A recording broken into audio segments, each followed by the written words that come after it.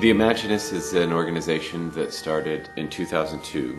It began as an ensemble that worked together for close to 10 years called the Knights of Indulgence Theater United States. And what we did was created original works, adaptations and original works as an ensemble, meaning there's no director, there's no group of actors, there's no theatrical hierarchy. It's a pool of artists who do everything together.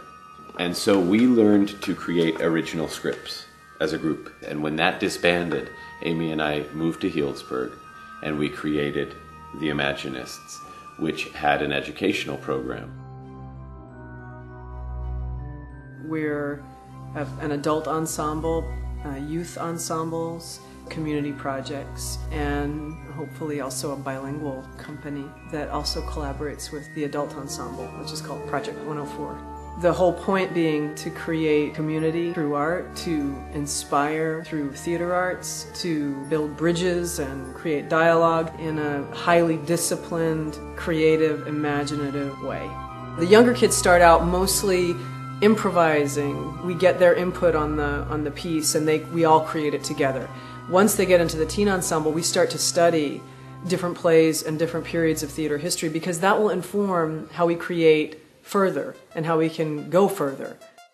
In the teen ensemble, we'll pick a play a year, whether it's Shakespeare or Ibsen or Chekhov or somebody that has stood the test of time that we can learn a lot from. And then the second project we do is a group-created piece. And Project 104 is similar. We do adaptations, we explore classics. Sometimes there's a director, sometimes we're doing something collaboratively, so it changes.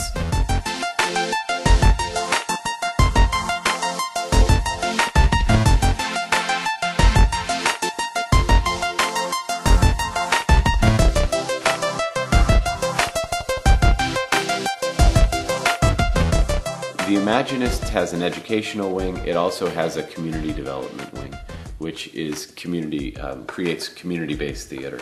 And we started doing this with the Living Theater Project, which brought senior citizens together with young people. And we got a group of about 20 in a room, and we created an original piece together, just like we used to do back in the days when we were our own ensemble. And we've just been getting a little bit better at facilitating that process. What we do is we take whatever the group size is, it really doesn't matter, but everybody gets into a room and they start telling each other their story or their experience that's going to enrich the project. The whole idea of ensemble theater is you lose your ego because you're creating something together. And I think that's what we teach, that's what we want to do when we do the community projects, and then in the adult ensemble it's the same thing. And using theater as a form of democracy so that every voice is heard. And we all each have our say and we go around that circle, and what it starts to create is this sense of purpose for the piece itself.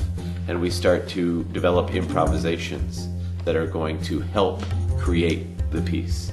And Amy and I just go home and further define the improvisation process so that the story starts to tighten up, just like a bolt. And so over a period of about a month or two, that story starts to tighten and we start to get more of a script about that second month. And as that starts to take shape, then we can direct it more and we get a sense of what's going to move the story more. I think the key is that it's always an ensemble. So you always have the right to say to the director or the third eye, we call the director the third eye, what if I tried this because I'm feeling like maybe that, and so we'll talk about it. It's not like the director going, you move here because I said that, stay there, you know. It's always a collaborative process. And it's all in an effort to sort of break down these barriers and explore things in a new way. It was also on our minds to make it bilingual. We've been trying to do that for 5 years since we started the program here. We wanted to get classes, we wanted to invite the other half of our town that doesn't always speak the same language or look the same. And that's been on Amy and my plate since we started.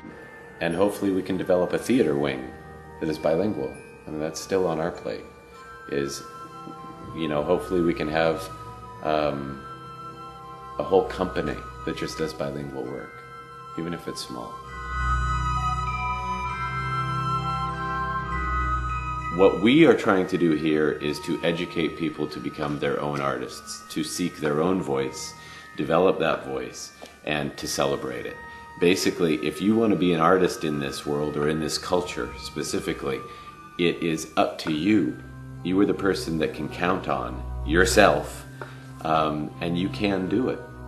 You don't need an agent, you don't need a manager, you don't need to go to New York, Los Angeles, or Chicago. You can do it anywhere you want.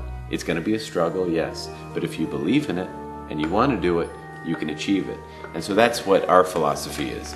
We try to teach kids the life skills: confidence, risk-taking, confidence building, working together as a group, being generous, so that it makes them better people and better artists.